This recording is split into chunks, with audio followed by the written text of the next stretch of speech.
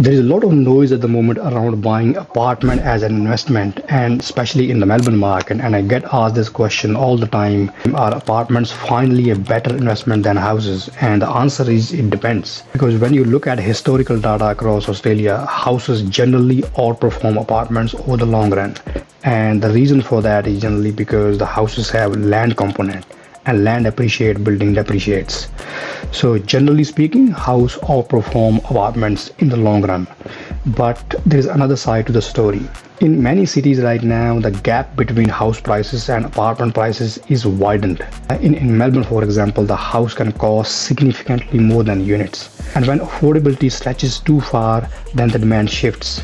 And that happens normally because owner occupier priced out, and investors on the other side, they always look at the yield. And when the yield start to make sense for investors, they shift toward apartments. Now think of the time about 5 to 6 years ago. In Brisbane, the apartments were around $130,000, $140,000, and the houses were around 300, 400,000. And gap was more than 100% of the house prices. So that means apartments were a very attractive investment, and they both performed really well. Those houses right now, they went from 300,000 to 900,000, so they tripled in value.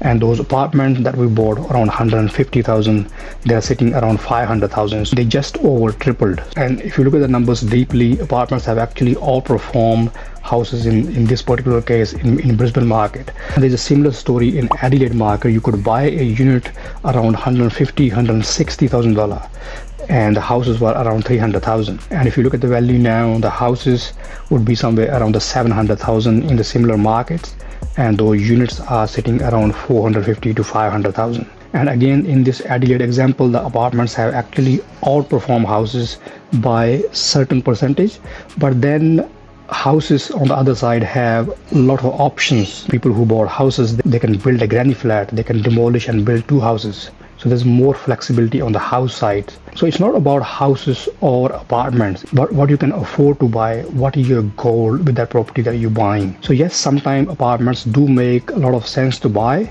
but we gotta make sure we don't forget the fundamentals. We gotta make sure apartments are in boutique complex. There is some land component attached to the apartment. We gotta make sure we tick all those fundamentals that applies to property investment. We gotta make sure there is some owner occupier appeal to that unit that we're buying, and there's some scarcity there. There's a low rental vacancy. There's no risk of oversupply in that particular market where we're buying. As long as you can tick those fundamentals, yes, apartments can make good investment. What's your view? Would you buy a Melbourne apartment as an investment right now?